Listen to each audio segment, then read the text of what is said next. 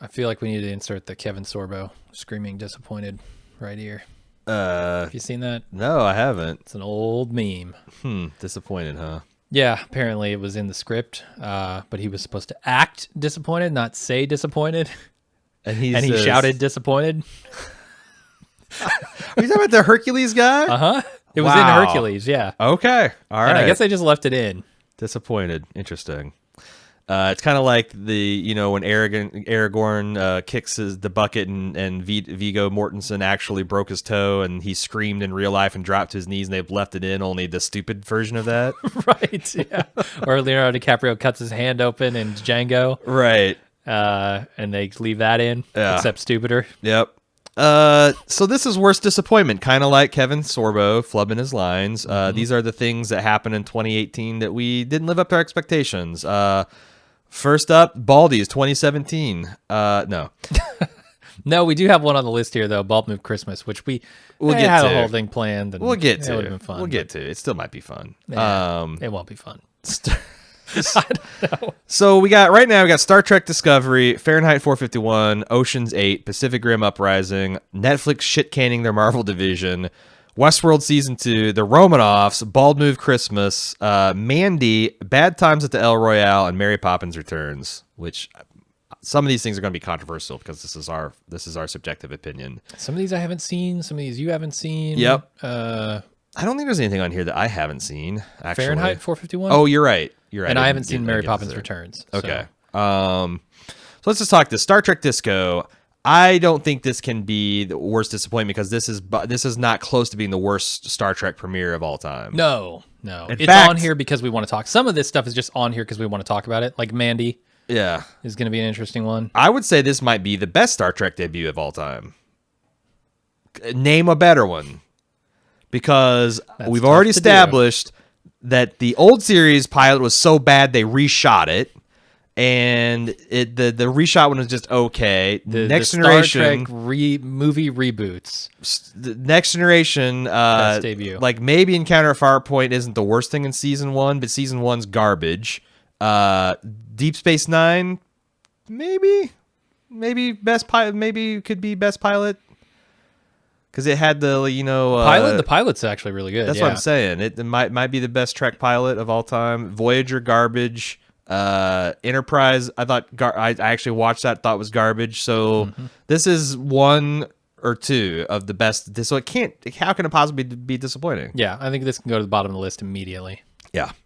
And are we starting at the bottom of the list, or did this one just catch your eye? And It was the first one. Okay. Like we talked about them all, and then we went through them. Okay, so is that how you want to go, bottom up or top down? oh, I don't know. We seem to pick arbitrarily depending on Okay. the category. So Then whatever. let's start at the bottoms. Mary Poppins Returns. You didn't see this. How was this bad? Lin-Manuel Miranda and fucking what's her name? Emily Blunt. Emily Blunt. How could this be bad? I don't honestly know. Beloved, it had Dick. Actually, it I had, do know. Dick Van Dyke in it. Yeah.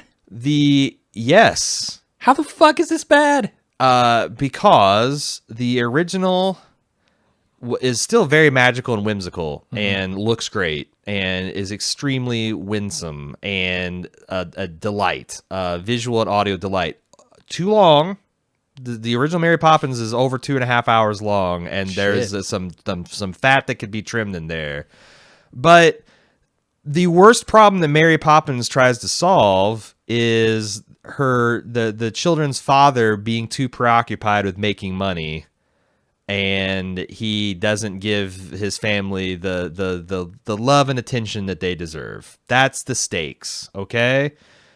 In this movie, the stakes are the children have lost their mother, their father is destitute and about to lose their childhood home, and the world is going through the Great Depression.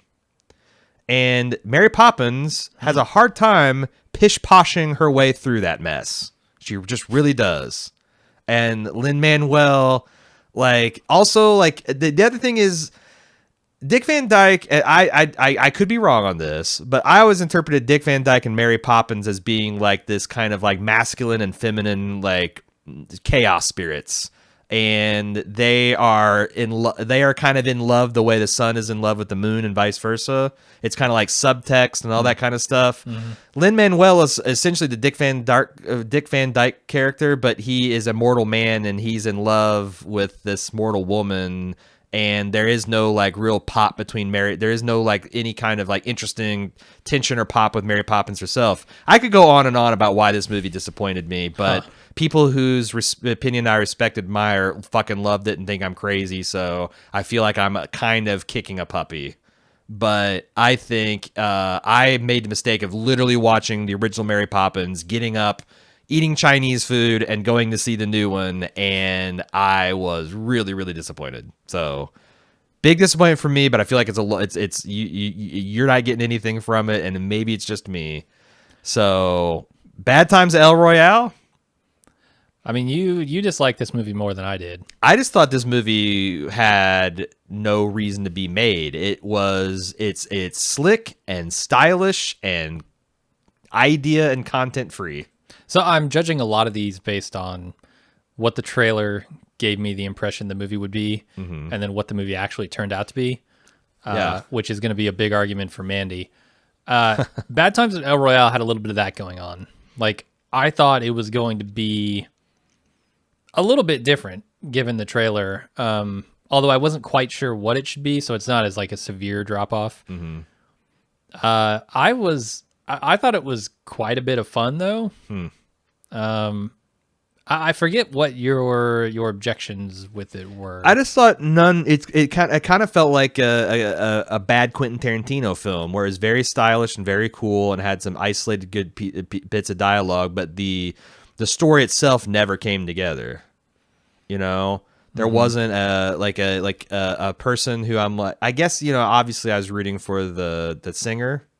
Yeah, she's great. She is great, and that's the best part of the movie. But yeah, I don't know. There was just something like I didn't connect to it. I was excited to see it though, and I just remember like, oh, midway through the movie, like, oh, this just isn't going to come together. And then I thought the ending was super silly, and the bellhop character, they pulled like a fucking 180 on that thing with very little development, and they pulled and there's a lot of stuff in it, like is it Jeff Bridges is doing good stuff. John Hamm is doing good stuff. Chris Hemsworth does not work at all as this crazy cult leader, and every time they cut away to do that part of the story and to deal with Dakota Johnson's like sister, like the movie just shit the bed. And so by the end of it, I wasn't engaged with hardly any of the main characters except for one, and I don't know. I'll give you that. I felt like the bellhop thing not as developed as it could have been, and I feel like there was a super compelling story there to be told. And then Chris Hemsworth part, I expected him to be in it more, I guess. And you're right. Every time they cut away to his stuff, I was feeling like, man, I wish I could just see more of what's going on at the hotel. I think this is a boring version of Mandy, honestly. Okay. I think Mandy's a boring version of Mandy. Shall we move into Mandy? Yeah. Because I will grant you every single criticism that you'll say about this movie. And you know what they are, because I said them in the first podcast and a couple of times since. But I will defend it because this movie is just on a whole other level visually and auditorially. And I think that if it didn't have the first half where you actually cared about Nicolas Cage and I really found his girlfriend interesting and appealing. If you didn't buy on that, then like the second half is just stupid schlock, which has its place, but to me that elevated it. Like I really, really liked Mandy, and I want to see it again. I want to watch the director's commentary. I want to see it again, but I really, really disliked Mandy. It was the disparity between you were expecting the trailer, all second half. I was expecting, like a small dose of second half leading up into a full dose of second half. And what I got was a very partitioned movie that didn't live up to the expectations that the trailer set for me. So that's why it's on this list as worst disappointment, because if they had put out a trailer that fell more in line with the expectations I should have had going into that movie, I don't think it would be as disappointing. See, I guess I baked in the fact that this was going to be an art house version of whatever it was going to be. So I kind of was a little bit more open to some of the crazier things they're doing, and fully delighted. Like the scene where his girlfriend gets dosed by the cult leaders with these powerful, fantastic designer narcotics. Like I don't. Like shit, I felt like maybe someone laced my popcorn with something, with some of the shit I was seeing and the processes and the audio processing that they did. To where like I actually thought when they got to like just the insane ultra violence at the end, some of that seemed pedestrian by comparison. But yeah, like this idea of Nick Cage going on this psycho revenge bender, fully dosed on these powerful narcotics. So like all that shit is like it's like an incredibly ultra violent version of Fear and Loathing in Las Vegas.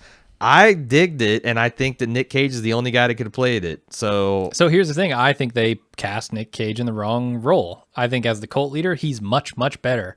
Boy, the guy that is the cult leader is so good, though. So there are times when I think this cult leader is bad. When you first meet this cult leader and he's laying in bed and his acting is just so over the top, and not in a look, I get it, he's a crazy character, but he's not crazy in a believable way in those really scenes. He felt like a cult. It felt like a cult. He felt like a cult leader to me at times. Yeah, he felt that way to me too, but he's just got this at times he felt like this is a person overacting. And so like that left a bad taste in my mouth for the rest of the movie. And by the time we got to the parts where I heard, hey, Nicolas Cage actually was asked to play this guy, this cult leader, instead of the character that he ended up playing, I'm like, yeah, that's a perfect fit for Nicolas Cage. And it left me disappointed that we didn't get to see that version of the movie.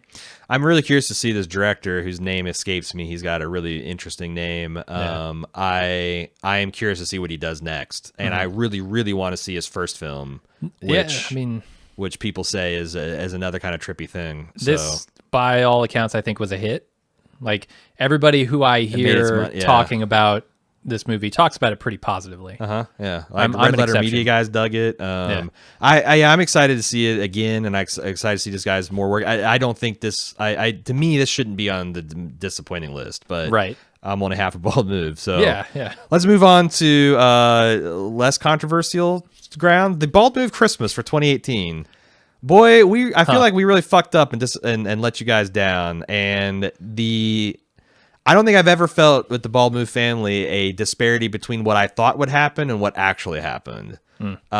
Because, and I mean, we probably should do an Empire business, like a postmortem of all this, but like we had gotten a head start on the project. It was ambitious. We had a lot of fun writing it, envisioning it. I thought our execution was above average. We actually did a better job of what we were trying to do than I thought we'd do. Unfortunately, nobody wanted to see a sequence of 1 minute long vignettes where Paul Giamatti loses his mind as he's trying to plan a Christmas Broadway spectacular. How are we to know? Yeah, like I thought the whole Bald Move family was in on the Giamatti stuff because it'd been like something building in the quips, and then I forget how, but like, you know, someone sent us a fucking cardboard Giamatti, and people like that, and like we got sent Giamatti masks, and there was a T-shirt, and there's like all this stuff, and I thought it would be, and the thing is like we could have done. One of our other ideas that was essentially just a different branded version of what we did the year before, and people would have loved it. And that's what really sucks, right? Like we could have done a tenth of the work and gotten twice the delight of the club member. We are learning our lessons for 2019. Yeah, let me say that. Yeah, look forward to a 2019 Christmas event that is probably more of what you actually want. Yeah. And less work for us. Yeah. I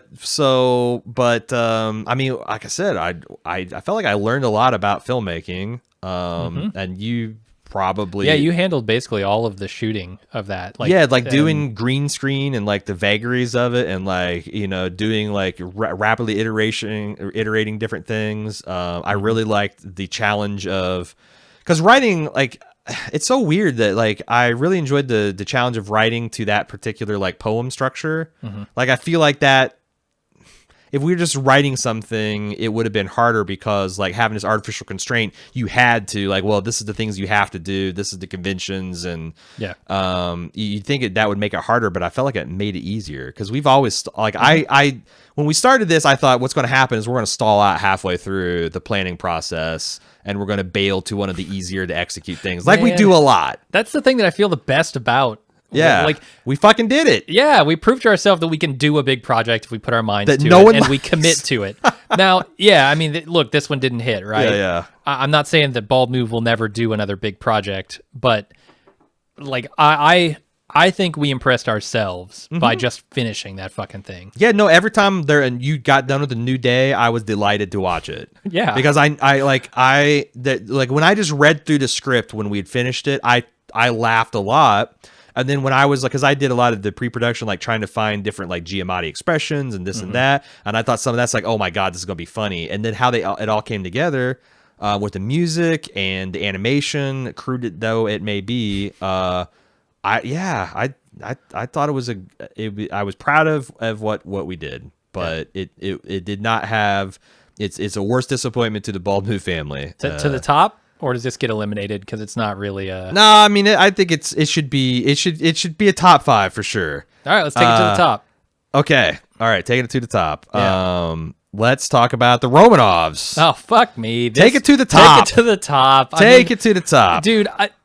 2 episodes in, I was feeling like, are you fucking kidding me? I have to sit through another 12 hours of this because every single episode was at least an hour and a half. And it's shockingly bad, not just from an idea perspective, but from a lot of the performances. The editing and dialogue were embarrassing in places. And I bet most of you are like, what the fuck is the Romanovs and why is it disappointing?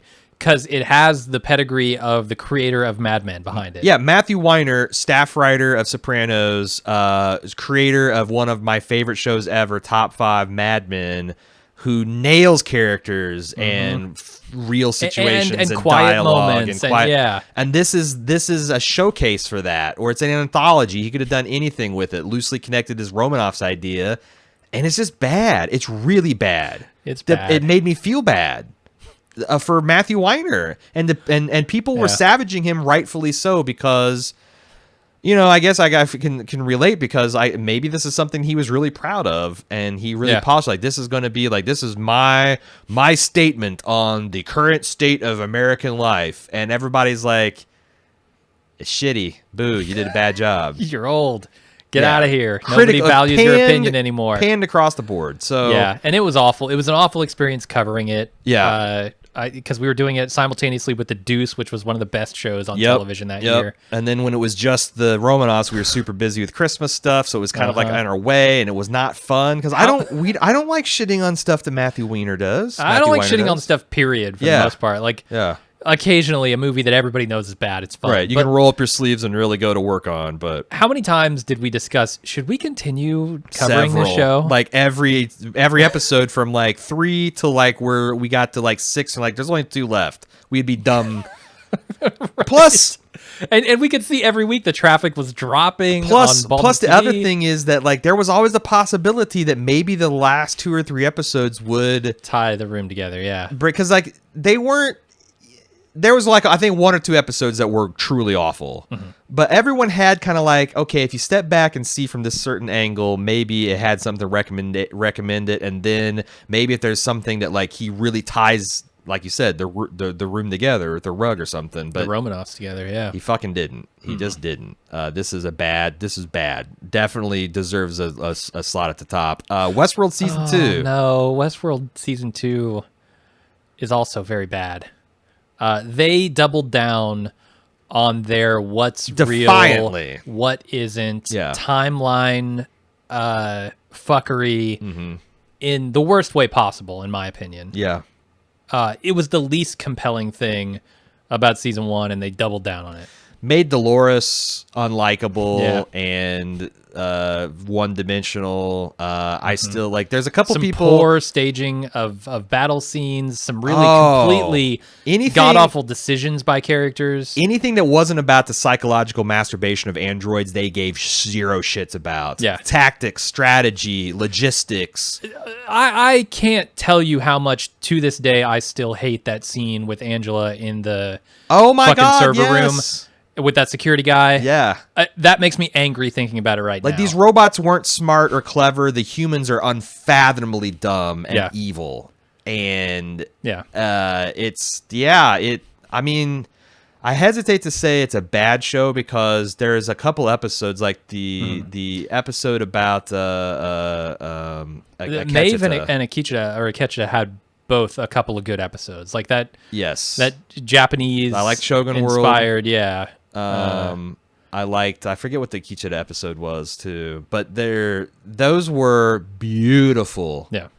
Beautiful. They were character studies. Like those yes. Those are the fucking things that bring boys to the yard. Like with honestly, that were like going back to like a robot struggling with understanding what it means to be a creation and meeting your creator, which is stuff they couldn't do this season because all of the other robots had gone through this arc, but they could still do it a little bit with Maeve and like Akecheta and all these, and those are the best parts. Obviously, the other stuff just, I know it's because they man, I don't even, because it almost exposes a fatal flaw, because if they don't get the humanity, if they don't have something compelling for the humans to actual do, to serve as an opposition to these robots or even allies to them, then it's only half a show. Yeah. So at the same time, I mean, some of the visuals in this show are stunning. And the stuff with Jimmy Simpson's dad. Yeah, James. We're all the way down now. There was some really good stuff in isolation. Yeah. It's just did not like season 1 of the Westworld was so good, and it was an exclamation point at the end. And this show was fucking stuck in like the 4 hours after season 1, and it couldn't progress past that. And I don't know, maybe I think season 3 does seem like it's opening up the world in a much bigger way. Yeah, the way season 2 ends. Yeah, there are a lot of possibilities here. I'm curious to see where they go with it. But this to me, this is exactly the same thing in that Mr. Robot season 2 went through, where the creator maybe got a little too full of himself, maybe got a little too ambitious, maybe didn't have like. I also think a story season is like they only had about a half season's worth of story. They had to wrap up Westworld to get to the next stage 2 phase, but they didn't quite have enough material. In the exact same way to Mr. Robot season 2, I felt like a half a season that they had to pad out, because what do you do? And it's so funny because it, man. Dude, the Expanse is the blueprint. When you have a problem like that, power through it. You fucking you take the 5 episodes down to 3, and then you squeeze the next season in, and it works. You only keep the best stuff. And like, you don't navel gaze. Yes. In a show that, because I felt like that there was this hesitation to start a new, like you got to finish something. You have to have a start and end. And I felt like the Expanse said, "Fuck that! If the shit's hot, people will put up with a double premiere and double finale in a single season." Yeah. So, you Expanse it for sure. Netflix shit canning the Marvel division. This sucks, especially with like Daredevil coming back to form. Daredevil's as good as it ever is. I'm 10 episodes into that, and I'm loving it. Yeah, and like some of the like Netflix's Marvel always had problems because they're always bloated. Like very rarely, and season 3 Daredevil might be the only exception, did it feel like you had more than 8 to 10 episodes worth of good content. And they could have. I think they could have with some of the shows, especially Daredevil and Jessica Jones, they could have like Gangster of the Weeked it, where they just like, okay, this episode's going to be about Jessica investigating. We're going to go away from the Purple Man. We're going to go away from this other thing. She's just going to investigate this one thing. Luke Cage the same way. Yeah, Star Trek does that. And they didn't. Instead, they just padded out the existing plot. And sometimes this leads to... unfortunately, season 2, The Punisher suffers from a big one, where it's like this season could have ended in episode 7, but we're not going to for the stupidest possible way. Tune into Ball Movie 2. You've already seen it. You've already heard our opinion on that. Yeah, at this point. But still, there was enough good. It breaks my heart that I'm never going to see Tom Holland with Charlie Cox's Daredevil. Yeah, that's a great pair. Like Charlie Cox has a great Daredevil. John Bernthal has a great Punisher, and these characters are just going to be lost like tears in the fucking rain because Walt Disney is the 800-pound gorilla and wants everyone to come to them for every streaming right you could possibly imagine. Yeah, I mean, I get it. I totally get it, but it sucks for a viewer. Yeah. Because especially Daredevil, because it's going out on top. So 6 and 7 need to go up higher, probably. Yeah. Let's move those to the top temporarily. Okay. I'm not above Romanovs. Okay. Obviously. Yeah. Romanovs. I don't know how Romanovs doesn't win. We'll see. Yeah. We'll see. Pacific Rim Uprising. This is just a bad movie. It's a follow-up of a surprisingly fun genre picture. Yeah. How do you fuck up big monsters and big robots? I think all the 12-year-old boys in the world, mine included, loved it, but they lost the older, more sophisticated crowd that goes to see robot monster movies. Here's the thing. I don't even remember this movie, which is probably the most damning thing I could say about it. Yeah. It's completely forgettable. It wasted John Boyega, who I think actually was that could have, him being Stringer Bell's son should have been cooler. Mm-hmm. That should have been, but it just didn't take itself seriously. They tried to throw in a bunch of the kid character. Yeah. This is the one where she's building a fucking scrap bot. Mm-hmm. Okay. Yeah. And gets chased by the bigger police bots. Yeah. Yeah. Somehow the robots end up launched into orbit and they fall back down onto a volcano. It's a mess. It's a mess. But the thing is it really a worse disappointment? Oh, and Charlie Day and the not Jesus, not Defoe. He's fucking one of the monster's brain cells. And he goes, it turns him evil. Yeah. Oof. Yeah, it's bad. Oof. It's real bad. And it's ugly. It's not very good looking effects wise. Does it suffer from Transformers syndrome? Is it too much in the effects department, or just kind of lazy stage action, the in movies a 15-minute action sequence that has no stakes, no intensity, and that's Transformers. Yeah, you've got 20 minutes of action that you don't give a shit about. Yep, and it's boring. All right, let's take it on up. But that's the thing. How disappointing can it be? I guess I expected it to be fun, and it wasn't. So, but it's not more. It's going to stop. It can't be more disappointing than Westworld season 2. No. I would take it to above the stuff that we haven't talked about yet. Okay, more disappointing than Bald Move Christmas. I mean, we didn't really move around Mandy or Bad Times or any of those. Did you think we should? Or I have a hard time because I think I know Mandy's probably not we were conflicted because I really like Mandy, you didn't. I really you like Bad Times more than positive me. On Bad Times, and then you haven't seen Mary Poppins and Star Trek Disco. We agreed can't really. So I'm cool with him being down there. I haven't seen Ocean's 8. What is this all Ocean's about? I know 8 what it is the epitome of it should have been great. It's a great idea. Sandra Buttocks leading and playing George Clooney, and Galadriel, last of the Elf Queens, is last of the Elf Queens. What is that a reference to? Fellowship of the Ring. Kate Blanchett. Liv Tyler. Kate Blanchett. Okay. It's got a great cast. It's just these Ocean's 11s lived and die on the schemes, and the scheme wasn't that great and wasn't that exciting, and it felt a little bit even more lazy indulgent than the Ocean's other films do, which is already pretty kind of lazy and indulgent. And I don't know, it just is a disappointment. Not a great disappointment. I think it's fine where it's at, but it was disappointing. It should have been better. Fahrenheit 451. I did not see this, but I was very surprised to hear you see Michael B. Jordan and Michael Shannon shit the bed adapting what should be, I think, an important film to adapt right now. You want to talk about that a little bit? I'm struggling to remember it. I remember key scenes. I remember stuff about. Have you read the books? Because that's the thing. I've read the book several times by Bradbury. I've never seen an adaptation of it. I know there was one that existed that was from the 70s or 80s. But we might have to pull this one because I don't like this is one that I kind of background watched, and I don't remember it well enough. Let's just do that to really make a solid case. Because I never heard it. I didn't hear it as bad, just that it wasn't great, and I don't think that's a big disappointment. Yeah, that's fair. Although if you have like super high expectations, it could be. Yeah. Okay, so let's are we kind of okay, Romanovs I'm more than fine with leaving it to be number 1. 100% at the it top, was shocking how there wasn't really even a good episode. Yeah.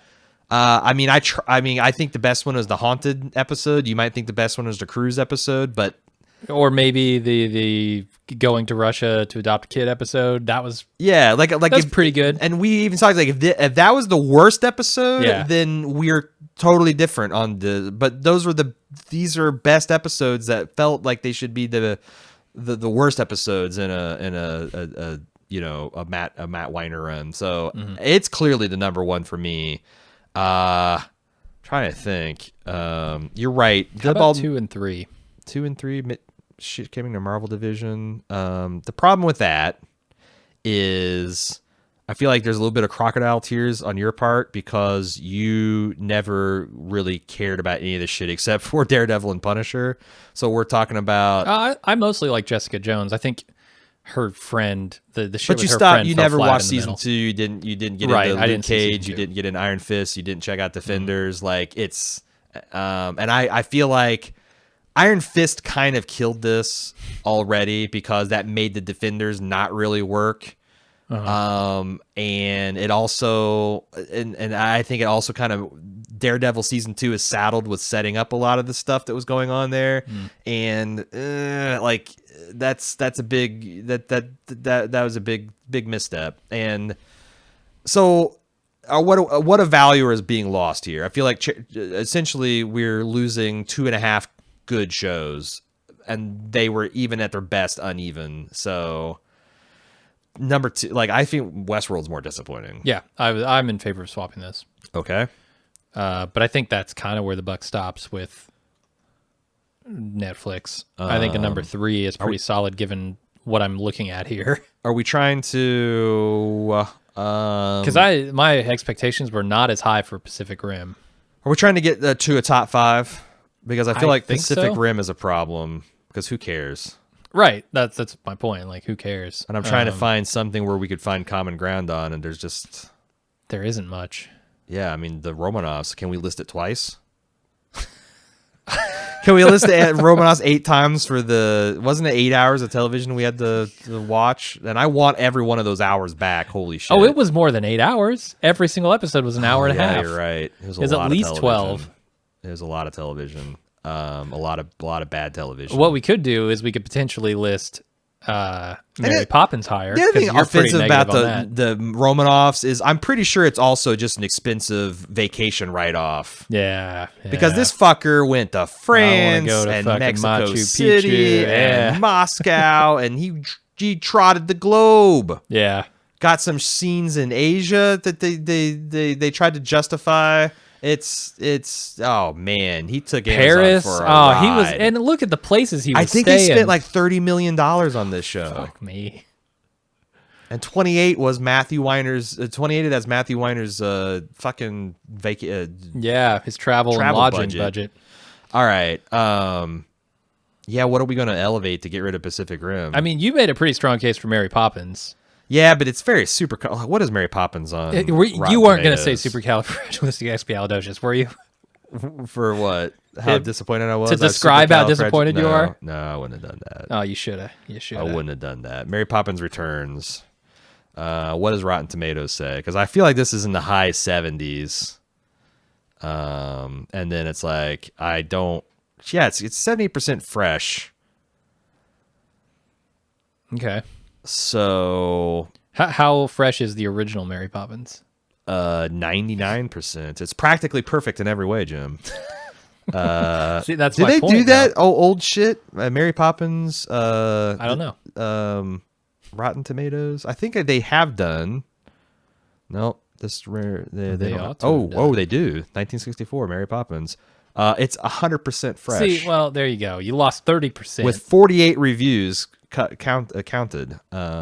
So yeah, But that's so suck. I mean, because like I heard people saying like me and Cecily walked out and like I can't believe how fucking, because there's extensive sequences where Lin-Manuel Miranda and Emily Blunt and the children are wearing literally just plain white fabric that they have printed clothes designs on.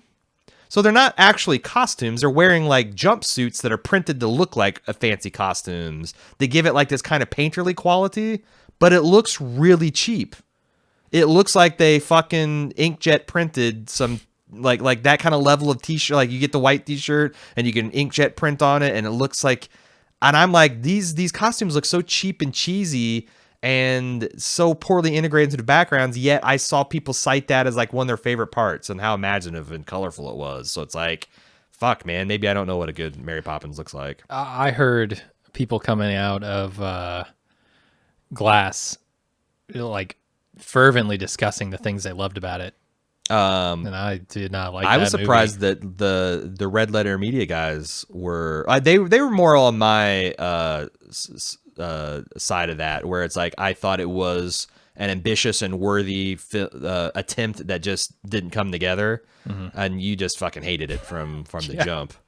So here's why I'm trying to push Mary Poppins. Okay, because number 5 doesn't belong on this list. Yeah, the worst disappointment. I mean, it's going to be. Is this a user voted? I don't think this is a user voted category because I don't know what people would say. So I don't know. I'm trying to get something to round out the top 5. And you're trying none to. of these others are. You're really trying to starters. get. You're saying the Bald Move Christmas is just a joke. Yeah, essentially. Okay.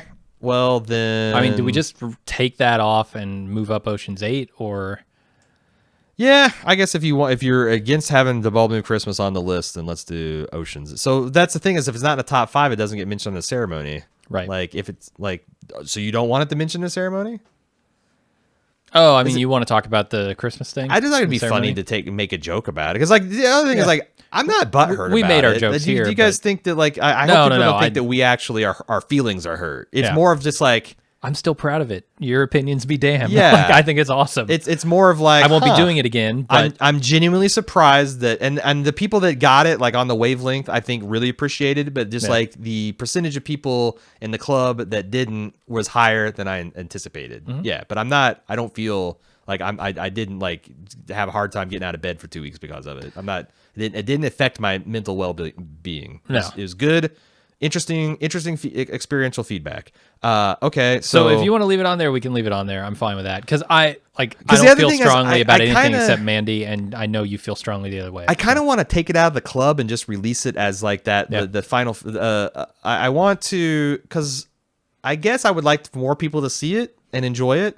We've talked about plans to make that happen. It might just have to wait a while. Maybe a year later we do like a retrospective, or we give it away for free next Christmas. Yeah, I'm thinking to augment the Christmas traditional events that Bald Move Christmas we do this year. Yeah, we give away, previous Christmases is the next Christmas, so you're a year behind. Like signing up for the club still matters, but then you get a token, you get some breadcrumbs, some scraps from the table. If you're not a club member. So we are taking it out and putting in Mary Poppins up there, or putting Ocean's 8. Yeah, I mean, if you want to take that out, I'm cool with it. If you want to leave it in, I'm cool with it. I can't feel strongly about Ocean's 8 or Mary Poppins. The only one I would put on that top 5 list is Mandy, but I know you really don't want it on there. Yeah. So we're kind of stuck on that one. All right. Well, I guess if we're not going to direct people to go take a look at give it as like a second look, like try to make it a cult classic, because that's the other thing is like, well, maybe it won't be appreciated because like people wanted something different from Christmas. They wanted, something that wasn't that, but like maybe it'll be like as more and more people see it over the years, it will be appreciated as like a Star Wars holiday special level of that's the raw ironic appreciation. No, I don't know. I do think it works better released as one big package as opposed to individual days. Yeah, which is the only way you can view it now. I took down the individual days. Okay, so people will probably get it next Christmas. All right. Well, if it doesn't make it onto this one, then like if it doesn't make it on this category, we're not going to talk about it in the Baldies. Right. So let's. Do you want to do that? Sure. All right. It's gone. So Ocean's Elite because I mean, all this is public. Like, hopefully, people will watch this stuff. And they'll get all that discussion here. Okay. I don't feel like we need to duplicate it. All Duplicate our stupid joke. Well, then that's the worst disappointment. Number 1, the Romanovs. Number 2, Westworld Season 2. Number 3, Netflix shit canning the Marvel division. Number 4, Pacific Rim Uprising. Number 5, Ocean's 8. Real quick, any buzz for Stranger Things not coming back this year, or any of the other being disappointed that the other shows? The Game of Thrones didn't come back last year. We knew that wasn't a surprise, but I was kind of actually surprised that we didn't get Mr. Robot. Mr. Robot, I was a little bit surprised for, but Stranger Things, I was actually super surprised, and I'm also bummed that now it seems like we're going to get it in like the late spring, early summer, which I really liked the time and date it came out. It felt like this feels like a fall, early winter show, but what are you going to do? Yeah, they seem to be lining up the setting of the show with the actual release date, which is weird. Are they doing that? Is this supposed to be taking place in the summer? Yeah. Oh, okay. Well, then maybe it'll feel better once it comes out and we see it. Because it'd be weird to see this kids is a summer show. going trick-or-treating in July. Yeah. I don't think they're going to do that. Well, if they do, if it's a summer, if it's more of everyone's got summer jobs and stuff, then maybe that would be cool. Summer at the pool, like maybe Dustin's a lifeguard. Yeah, I'd like to see that. All right, that's it. Worst disappointment. Did I go through?